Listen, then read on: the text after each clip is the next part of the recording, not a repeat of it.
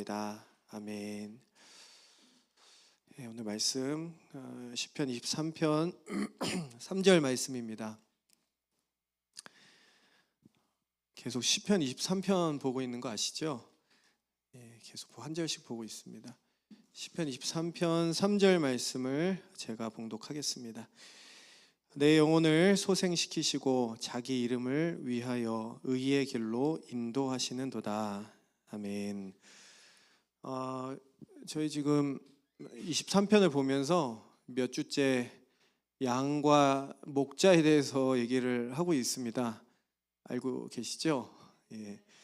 근데 오늘 요 시편 23편에 놀랍게도 양이라는 단어가 등장하지 않는다는 걸 알고 계세요? 23편에 양이라는 단어가 없어요. 근데 계속 양 얘기를 하고 있죠. 제가 이제 며칠 전에 발견했거든요. 양이라는 단어가 없네. 그렇죠? 이 히브리어로 촌이라고 하거든요, 양을. 근데 제가 궁금해서 구약 성경에 이 단어가 몇 번 나오나 양이라는 단어를 한번 쭉 검색을 해봤는데 한 240번 정도 나오더라고요. 그래서 한번 쭉 다 읽어봤습니다. 쭉 읽어봤는데 주로 이제 희생 제물, 양의 번제로 드리는 희생 제물로 많이 나오고요. 쭉 보다가 제가 이제 딱 이 말씀에 눈이 딱 고정이 됐어요. 이사야서 53장 6절 말씀입니다. 제가 읽어드릴게요. 우리는 다 양 같아서 그릇 행하여 각기 제 길로 갔거늘 여호와께서는 우리 모두의 죄악을 그에게 담당시키셨도다. 이사야 53장은 다 알다시피 구약의 복음서라고 할 수 있는, 구약에서 예수님이 가장 선명하게 드러나는 그 본문 중에 하나잖아요. 이 말씀을 쭉 보는데 여기에서 53장 6절 말씀에 오늘 말씀하고 아주 딱 매치가 되는 말씀이라는 생각이 딱 들더라고요. 우리는 하나님을 떠나서 각기 제 길로, 제가 갈 길로 갑니다. 이것을 죄라고 말할 수 있죠. 하지만 하나님께서는 자신의 백성들을 포기하지 않으시고 자신의 백성들을 끝까지 찾아 나서시지요. 이것을 뭐라고 부를 수 있습니까? 회개라고 볼 수 있습니다. 이 회개라는 것도 사실 우리의 힘으로, 우리가 무언가를 고백함으로 이룰 수 있는 것처럼 보이지만 사실 우리가 할 수 있는 것이 아니죠. 하나님께서 우리 마음을 밝히 보여주시고 또 하나님 앞에 우리가 고백할 수 있도록 마음을 열어주시지 않는다면, 여러분 회개하려고 애써보셨잖아요. 회개가 안 되죠. 하나님께서 하시는 그 일을 우리가 바라볼 수 있는 것, 그것도 참 큰 은혜인 것 같아요. 이 하나님께서 일하심 그리고 우리의 죄 사이를 뭐라고 부를 수 있을까요? 우리의 죄를 짓고 하나님께서 일하시는 그 일들을 보는 회개 사이의 기간을 뭐라고 볼 수 있을까요? 저는 영적 침체라고 부르고 싶습니다. 우리가 영적으로 깊이 침체되는 상황들. 그래서 저는 오늘 말씀을 세 가지로 보려고 합니다. 첫 번째로 죄가 뭐냐, 죄의 본질, 그리고 죄가 어떻게 우리의 삶을 지배하느냐에 대해서 보고요. 두 번째는 죄의 결과물인 영적 침체에 대해서 이야기를 하고요. 세 번째로는 우리를 찾아오시는 하나님, 즉 회개에 대해서 살펴보도록 하겠습니다. 첫 번째로 죄에 대해서 한번 볼까요? 여기서 오늘 본문에서 소생시키다라는 이 단어는요, 히브리어로 슈브라고 하는데요.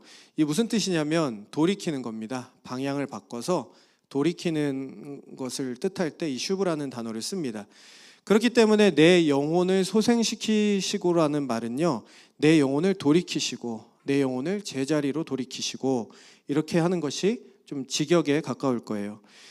그러니까 이 소생하다라는 말을 어디서 많이 들어보셨나요? 소생, 심폐소생이죠. 거의 죽은 것 같이 됐던 사람이나 어떤 존재를 다시 살려낸다, 이런 뜻이 담겨져 있죠. 생기가 있게 하는 거죠. 죽어있던 것을 활력을 얻게 하는 거고요. 영혼이 생기 있고 활력을 얻게 하는 것이 뭘까요? 회개라고 얘기하고 있는 겁니다. 오늘 본문을 좀 편안하게 풀면 우리의 영혼이 죽은 것 같이 완전히 축 늘어져서 생기가 없고 그렇게 되어 있는데, 우리 영혼을 회복시키는 것이 뭘까? 회개다. 우리 영혼을 소생시키는 것이 바로 회개다라고 오늘 말씀을 하고 있는 것입니다. 한번 하나씩 생각해 보면 좋겠습니다. 우리의 영혼이 활력을 잃고 완전히 죽은 것처럼 되는 이유가 바로 죄 때문이라고 했죠. 죄라는 것은요, 하나님께서 인도하시는 길, 하나님의 법, 하나님의 뜻에서 무슨 상태일까요? 이탈되어 있는 상태입니다. 하나님의 길에서 이탈되어 있는 상태를 죄라고 말할 수 있죠. 즉 목자가 양들을 이끌어 가는데 그 이끌어가는 길에서 벗어나서 각기 제 길로 갔거늘 가고 싶은 대로 가는 것, 그것을 죄라고 합니다. 의의 길에서 벗어난 죄의 상태는요, 우리 영혼을 극심하게 파괴하고 고통스럽게 만듭니다. 쉴 수 없는 상태가 되죠. 이 죄가 어떻게 우리의 마음을 지배하게 될까요? 이 얘기부터 해보려고 합니다. 혹시 어린 시절이나 최근에 기억나는 범위 내에서 여러분들 가출해본 기억이 있으세요? 여러분들 삶에서 가출해본 기억이 있으십니까? 이불 밖은 위험해. 가출이 웬 말이냐? 가출이라는 것은 옳지 않다. 혹은 부모님과의 관계가 좀 틀어져 보신 분들이 있습니까? 부모님이나 혹은 소중한 어떤 관계하고 틀어져 계신 분이 있으십니까? 일시적이라면 또 금세 회복하겠지만 그런 관계가 계속 지속되었다면 굉장히 위험할 겁니다. 왜냐하면 우리 마음에 이런 생각들이 찾아오기 때문이죠. 한번 생각해 보세요. 내가 지금은 독립을 못하고 있지만 돈만 벌어봐라. 내가 독립해서 나간다. 맞죠? 내가 지긋지긋한 너 얼굴 안 보고 살면 얼마나 좋냐. 내가 지긋지긋한 너 얼굴 안 보고 살면 얼마나 좋냐. 네. 여러분 여기서 독립이라는 단어는 긍정적인 의미입니까? 그렇지 않죠. 여기서 독립이라는 말은 주체적이고 능동적인 삶을 만들어 보겠다라고 하기보다는요, 이 지긋지긋한 관계를 끊고서 그 누구도 날 터치할 수 없어. 내 인생 내가 자율적으로 독립적으로 살아가겠어라고 말하는 그런 의미를 갖고 있습니다. 여러분 우리가 우리의 아버지 되시는 하나님과의 관계도 이와 같은 일들이 일어나죠. 여러분들 우리가 죄에 거하고 하나님과의 관계가 멀어지는 이유가 무엇입니까? 이거죠. 한마디로 하나님 날 사랑하지 않잖아요. 이런 생각이 드는 거예요. 하나님 나 안 사랑하잖아요. 결국 이거죠. 당신 죄송합니다. 하나님 나한테 관심 없잖아요. 이런 생각이 있죠. 우리는 하나님의 선하신 성품을 오해하는 데서부터 죄가 시작되죠. 하나님의 성품을 오해하는 데서부터 시작합니다. 내가 원하는 것을 하나님 다 뺏어갔잖아요. 하나님은 내가 하고 싶어하는 것 못하게 하는 분이잖아요. 이제 하나님께 거리를 두겠습니다. 그렇지 않습니까? 여러분들 그 꽃갈모자 이렇게 생일 때 쓰는 거 있잖아요. 그거를 요 앞에다 쓰고 하는 게임 해보셨어요? 여기 앞에다 이제 이 바늘만한 구멍을 뚫어 놓고서 찾는 겁니다. 공을 찾아라, 뭘 찾아라고 해가지고 막 돌아다니는 거죠. 그럼 여러분은 그거 해보시면 어떻죠? 의외로 되게 어렵습니다. 그래서 찾기가 굉장히 어렵고 그걸 보는 사람은 어떻습니까? 되게 재밌죠. 막 허둥지둥 되면서 막 왔다 갔다 하는 모습 보는 게 되게 재밌는데, 이게 게임 하다가 화를 내는 사람이 있어요. 결국에는 너무 게임일 뿐인데 결국 화가 나고 막 왜 이런 게임을 하냐 이렇게 하는 사람이 있는데, 왜 그럴까요? 시야가 작아졌기 때문이죠. 딱 그 바늘구멍만한 거밖에 보이지 않기 때문입니다. 하나님의 성품을 오해하는 사람도 딱 그런 것 같아요. 딱 그 정도의 시야를 갖고 있는 것 같습니다. 제가 보니까 하나님께서 베풀어 주신 수많은 축복과 관계와 사랑과 넘치는 것들, 풍성한 것들이 하나도 안 보이고 딱 꽃갈모자를 쓴 것처럼 하나님께서 주시지 않은 것 딱 한 가지, 딱 거기에 집중이 되죠. 그거 외에는 아무것도 보이지 않습니다. 우리의 시야는 아주 작아져서 결국에는 하나님은 매우 인색하고 내 인생을 괴롭히는 분이다 라는 생각을 하게 되죠. 결국 우리는 뭘 선택하죠? 선악과를 먹어야 되겠다. 이제는 내 마음대로 살아야 되겠다라고 결심을 합니다. 혹시 하나님께서 저와 여러분들에게 주시지 않은 금지한 그 한 가지가 무엇인가요? 혹시 하나님께 섭섭한 거 있으십니까? 하나님께 섭섭한 거 있으세요? 한번 오늘 밤에 기도하면서 생각해 보셨으면 좋겠어요. 여러분 하나님께 섭섭한 거 이거 별거 아닌 게 아닙니다.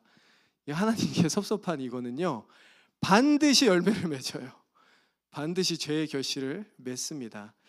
이게 쉽게 넘어갈 수 있는 문제가 아니죠. 그러면 다윗에게 있어서 그게 뭐였을까요? 다윗에게서는요, 바로 그 섭섭함이 뭘로 이어졌냐면 교만함과 음욕의 문제로 이어졌습니다. 한번 사무엘하 11장에 보면은 이 다윗이 죄에 빠지는 그 이야기가 아주 자세하게 나와 있는데요. 제가 설명해 드리겠습니다. 11장에 보면은요, 다윗은 왕궁의 옥상에서 거닐다가 어떤 여인이 목욕을 하는 것을 보았습니다. 그의 순간에 음욕이 일어났죠. 정욕이 일어났습니다. 항상 죄는요, 우리가 보는 것과 연관이 되어 있잖아요. 이렇게 생각합니다. 저 여인을 이용해서 자신의 정욕을 해결하고 싶은 마음이 순간적으로 일어났어요.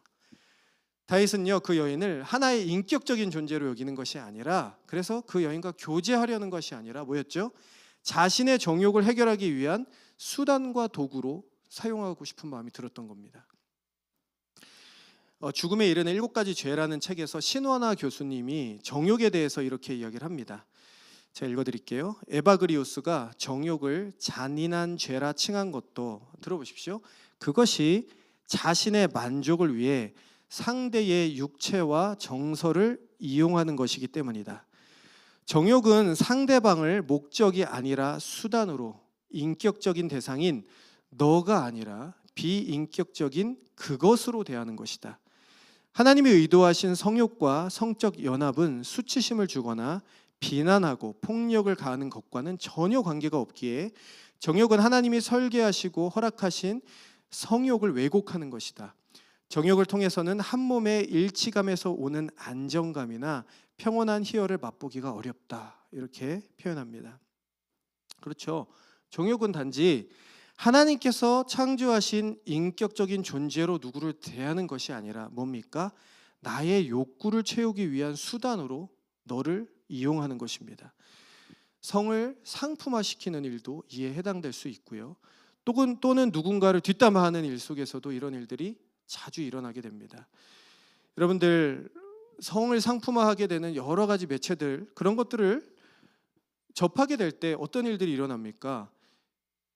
그 사람이 누구인지, 그 사람이 어떤 사람인지에 대해서 전혀 관심이 없죠. 단지 뭐에 관심이 있습니까? 나의 욕구를 채우기 위한 도구로서 한 인격을 대하는 겁니다. 단지 그것 외에는 아무것도 남지 않죠. 또한 여러분, 누군가의 뒷담화를 하는 것도 마찬가지죠. 여러분들, 저도 사실 저도 뒷담화 안 하겠습니까? 저도 뒷담화를 하겠죠. 여러분, 뒷담화 할 때 이렇게 하죠. 다 그 사람을 위해서 하는 말이야. 여러분, 레파토리가 있잖아요. 내가 그 사람을 위해서 하는 말인데 라고 시작을 하죠. 하지만 어떻게 됩니까? 그 사람의 인격이 곧 뭐가 되죠? 나의 기분을 풀어주고 감정을 해소해주는 안주거리처럼 되는 거죠. 결국 인격이 아니라 그것만 남게 되는 것입니다. 여러분, 다윗에게 있어서 바로 밧세바가 뭡니까? 그것이었습니다. 다윗에게 있어서 밧세바가 그것이었어요. 다윗이 완전히 뒤집혀버린 양이 되었죠. 깊은 죄악이 그의 영혼을 지배했습니다. 교만과 정욕이 그의 영혼에 가득했죠. 이제 심폐소생술이 필요한 상황이 됐습니다. 다윗이 이 상황이 된 겁니다. 언약의 하나님은요, 죄인을 결코 그대로 두시지 않아요. 결코 그대로 두시지 않습니다. 참된 목자이신 하나님은 자신의 양을 반드시 찾아 나서십니다. 아까도 얘기했지만 우리의 죄와 하나님께서 우리를 찾으시는 그 사이에는 뭐가 존재할까요? 시간차가 있습니다. 시간차가 있죠. 여러분, 우리는 그때 어떻게 되죠? 영적 침체를 경험합니다. 깊은 침체를 경험합니다. 영적 침체는요, 없으면 좋죠. 영적 침체라는 건 없으면 좋겠습니다. 근데 영적 침체가 우리 영혼에 하는 기능이 있어요. 좀 보려고 합니다. 이 필리 켈러의 그 양과 목자라는 책을 보면은요, 이 양이 뒤집혀져 있는 상태를 묘사하거든요. 한번 상상을 하면서 들어보십시오. 상상을 하면서. 제가 읽어드릴게요. 양이 뒤집히게 되는 경우는 보통 이렇다. 몸이 무겁고 살이 쪘거나 털이 긴 양은 다소 우묵하게 들어간 땅에 편안히 눕는다. 이런 곳에 눕다 보면 몸이 약간 안쪽으로 구를 수 있다. 이때 까딱 잘못해 갑자기 몸의 중심을 잃게 되면 완전히 뒤집히고 만다. 뒤집힌 양은 공포에 사로잡혀 내 발을 미친 듯이 허우적거린다. 이러한 몸부림은 사태를 더욱 악화시킬 뿐이다. 몸이 더 굴러 내려가는 것이다. 그렇게 되면 다시는 일어날 수 없다. 버둥거리는 동안 양의 혹이 속에는 가스가 차오르기 시작한다. 가스가 차면 몸의 끝부분, 즉 사지 부분의 혈액이 순환이 잘 되지 않다가 급기야는 혈액 공급이 끊겨버리고 만다. 날씨가 매우 덥고 햇빛이 내리쬐을 때면 뒤집힌 양은 몇 시간 내에 죽을 수 있다. 이렇게 묘사하고 있습니다. 재밌지 않으십니까? 이 양이 이렇게 잠깐의 구덩이에 들어갔다가 막 거의 정신을 못 차리고 누워 있는 걸 볼 수가 있는데, 이 양들이요 종종 목자의 품을 떠나서 자기의 갈 길로 가는 거죠. 제 갈 길을 가다가 이런 웅덩이를 만나면 쏙 들어간다고 해요. 그래서 결국에는 뒤집혀 버리는 거죠. 양도 가출을 하는 겁니다. 사실은요 이렇게 생각하겠죠. 양들은 이제 자유다. 이제 목자의 품에서 벗어나서 내가 원하는 풀, 내가 원하는 물을 마음껏 마시면서 살 수 있다고 생각하지만 실상은 길을 잃은 겁니다. 길을 잃고 있죠. 위에서 필립 켈러가 얘기한 것처럼요, 양들은 거의 죽기 일보 직전의 상태가 되어 있지요. 서서히 죽어갑니다. 이런 양들의 침체를 봤는데요, 이제 다윗의 침체를 한번 보도록 하겠습니다. 다윗은 영적인 침체의 상황을 자신의 시편에 남겨두었습니다. 시편 51편에 보면은요 나와 있는데요, 이렇게 제목이 적혀 있어요. 다윗이 밧세바와 동침한 후 선지자 나단이 그에게 왔을 때. 이게 이제 시의 제목입니다. 읽어드릴게요. 하나님이여, 내 속에 정한 마음을 창조하시고 내 안에 정직한 영을 새롭게 하소서. 나를 주 앞에서 쫓아내지 마시며 주의 성령을 내게서 거두지 마소서. 주의 구원의 즐거움을 내게 회복시켜 주시고 자원하는 심령을 주사 나를 붙드소서. 저는 이 시편으로 찬양도 있잖아요. 나를 주 앞에서 쫓아내지 마시고. 다윗의 영혼의 상태가 적나라하게 드러나고 있어요. 하나님과 완전한 거리감, 하나님에게서 고립되어 있는 마음들을 느끼고 있습니다. 여러분들 뭐 부부가 많지는 않으신 것 같은데 부부 관계만 흐트러져도 얼마나 힘듭니까? 그죠? 부부 관계만 흐트러져도 막 정신을 못 차려요. 힘들어요, 하루 종일 막. 근데 우리를 창조하시고 생명의 공급자이신 그 근원이신 하나님과의 관계가 깨어졌다고 생각해 봅시다. 그럼 우리의 마음은 얼마나 불안할까요? 얼마나 근심이 많을까요? 주의 구원의 즐거움을 내게 회복시켜 주시고, 다윗에게는요 심지어 이 구원의 즐거움, 즉 구원을 즐거워하는 마음을 구원의 확신이라고 부릅니다. 그러니까 자기 자신의 구원의 확신마저도 흔들리고 있는 상태가 된 거예요. 이 영적인 침체는요 우리의 영혼을 이렇게 피폐하고 메마르게 만듭니다. 얼마나 고통스럽겠습니까? 여러분, 하지만요 이 영적인 침체와 고통이요 의미가 없는 것이 아닙니다. 우리 영혼에 하는 기능이 있어요. 뭘까요? 이겁니다. 우리가 단지 양일 뿐이라는 것을 알려줘요. 우리가 단지 하나님께서 우리를 돌보시지 않으면 살 수 없는 피조물이라는 사실을 분명하게 각인시켜주죠. 뼛속까지. 조엘 비키라는 사람이 있습니다. 개혁주의 신학자인데요, 영적 침체에서 벗어나는 길이라는 책에서 한 사람이 회개에 이르는 과정을 3단계로 설명했습니다. 첫 번째는요 영적인 각성입니다. 각성은 밝게 함이란 뜻이고요. 두 번째는 영적인 회상입니다. 회상, 과거를 생각한다는 거고요. 세 번째는 참된 회개입니다. 돌이켜서 바른 길로 가다. 좀 설명해 드리겠습니다. 영적인 각성은요 우리의 영혼을 밝혀준다라는 것이거든요. 죄 가운데 있는 사람은요 캄캄합니다. 캄캄해요. 우리 안에 얼마나 큰 죄악이 우리 안에 있는지조차도 깨닫지 못할 정도로 캄캄한 무지의 상태에 거하게 되죠. 우리는요 우리가 어떤 상태에 놓여 있는지도 잘 모르는 정도의 그런 캄캄한 상태에, 무지의 상태에 놓여져 있습니다. 그래서 우리의 영적인 상태를 깨닫게 하시기 위해서 하나님께서는요 우리를 죄 가운데 어느 정도 그대로 두시는 기간을 두십니다. 이 조엘 비키의 말을 인용할게요. 자기 아들에 대해 관심을 보이지 않고, 관심도 안 보이고요, 의도적으로 그를 홀로 내버려 둠으로써 아버지는 아들이 자신의 교만한 생각을 깨우치고 스스로 돌아보게 되어 결국 진정으로 용서를 구하도록 만드는 것입니다. 우리를 어느 정도 그 어둠에 두시는 거죠. 그대로 우리를 그 단절감과 어둠 속에 두시는 거죠. 여러분, 하나님께로부터 분리되는 경험을 하면서요, 우리는 영적인 각성을 경험합니다. 우리는 뜨거운 태양볕 아래서 미친 듯이 발버둥 치면서 우리가 하나님을 떠나서 얼마나 비참한 존재인지를 깨닫게 되는 것이죠. 그게 영적인 각성입니다. 두 번째 단계로 접어드는데요, 영적인 회상입니다. 영적인 회상이에요. 여기를 좀 잘 기억하시면 좋겠어요. 회상이라는 것은 과거를 기억한다는 것이잖아요. 죄를 짓기 이전에 하나님과 교제했던 그 풍성한 사랑을 느끼는 겁니다. 하나님과 교제했던 그 사랑, 풍성함, 그 넉넉함, 그 여유로움, 그 만족감을 다시 한번 생각하는 거죠. 그러면서 우리 마음에 뭐가 생길까요? 슬픔이 생깁니다. 이 죄로 인해서 그 하나님을 슬프시게 만들었다는 슬픔이 우리 안에도 같이 생겨나기 시작합니다. 그리고 나서 동시에 어떤 게 나타날까요? 그 근원인 죄를 미워하는 마음이 생깁니다. 이 죄 때문에 내가 이렇게 됐구나 하는 그 미움이 동시에 우리 마음에서 생겨나게 되죠.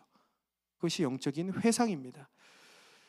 그리고요, 비로소 이러한 슬픔과 이러한 미움 가운데에서 참된 회개의 자리로 나아가는 것이죠. 바로 내가 의지하며 사랑했던 것들을 버리고 하나님을 진정으로 구하게 되는 것입니다. 이런 모든 일들은요, 사실 우리의 힘으로 할 수 있는 것처럼 보이지만 회개는 사실 성령의 하시는 일이고요, 성령의 역사이십니다. 성령께서 우리를 그리스도께로 인도하시는 거예요. 그리스도께서 우리의 죄를 담당하셨다라는 것으로 성령께서 우리 마음을 이끌어 가시는 과정입니다. 그리고 우리는 이럴 때 진정으로 회개를 할 수가 있게 됩니다. 이 회개에 대해서 구체적으로 얘기를 하기 전에 한 가지 얘기를 좀 더 하려고 합니다. 제가 시간교회 와서 의도적으로 노력하는 게 하나 있거든요. 아직 기독교 신앙이 없으신 분들을 위해서 제가 굉장히 아직 잘 못하지만 의도적으로 노력을 하고 있습니다. 한 가지 이야기를 좀 하려고 해요. 제가 이번 주에 설교를 준비하면서 읽은 책은 에리히 프롬의 자유로부터의 도피라는 책을 이번 주에 이제 읽고 있습니다. 아직도 읽고 있는데요. 이 작가는 원래 관심이 있었는데 이 책은 못 읽어봤었어요. 그래서 너무 관심이 있었어요. 이게 이 작가를 대표하는 책이라고 하더라고요.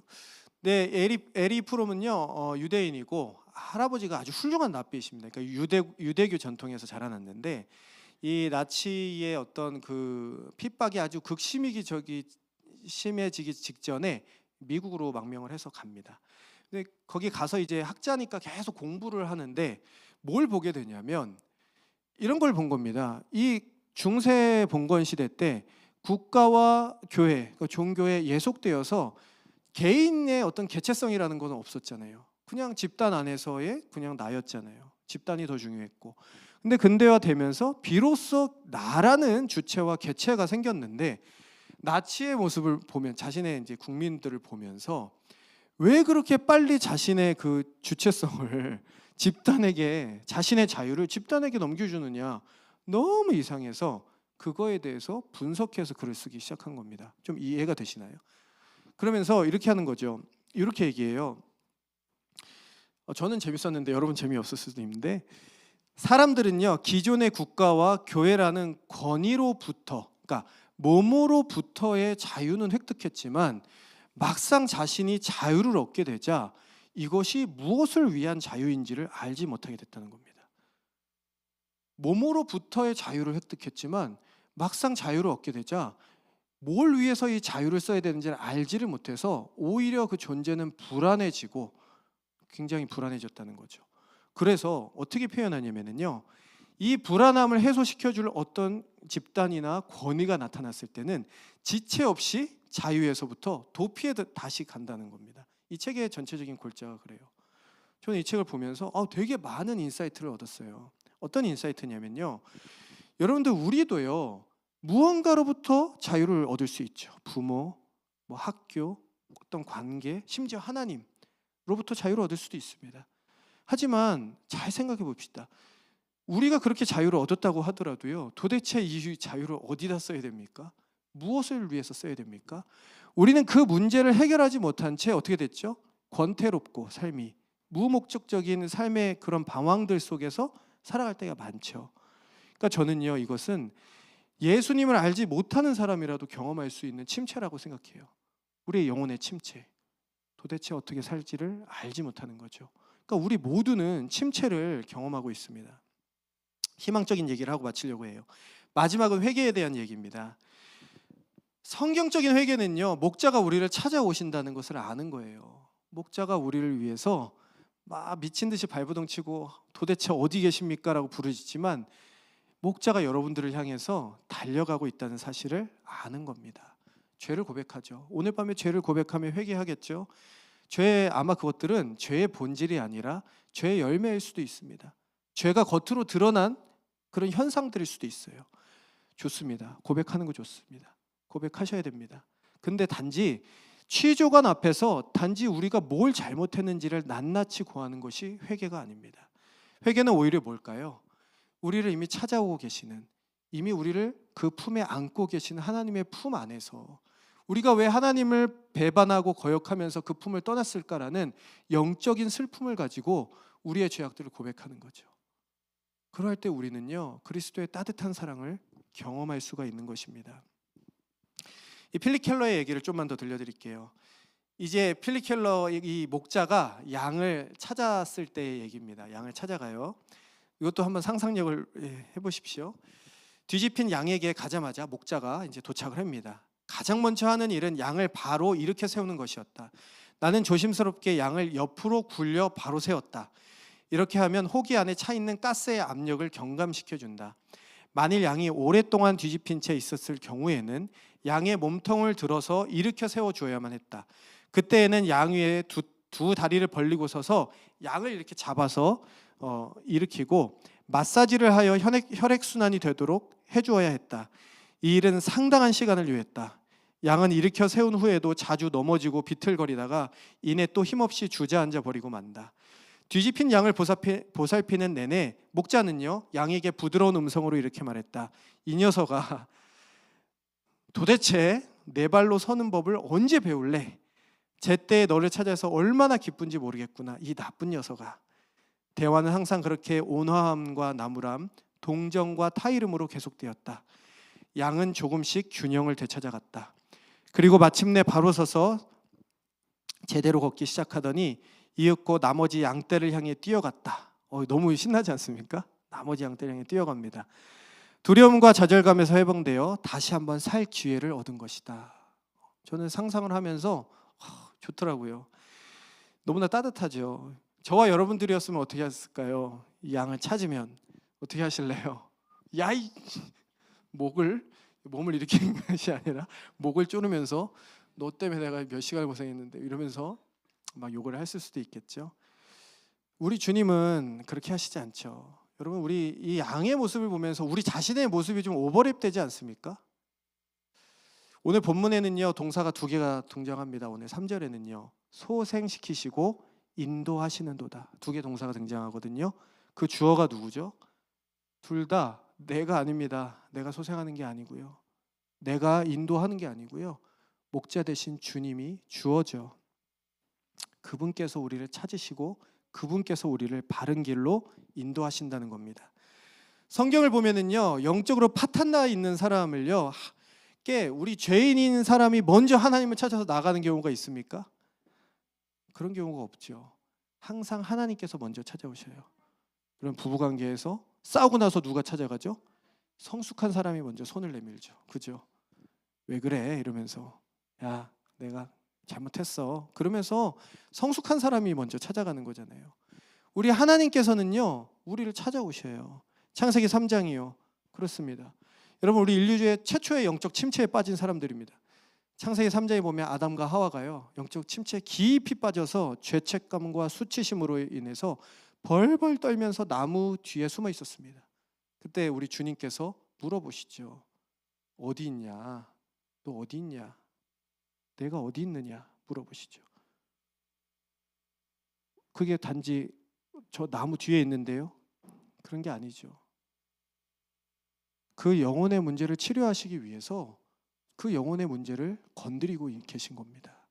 하나님께서는요, 항상 우리에게 먼저 찾아오실 거예요.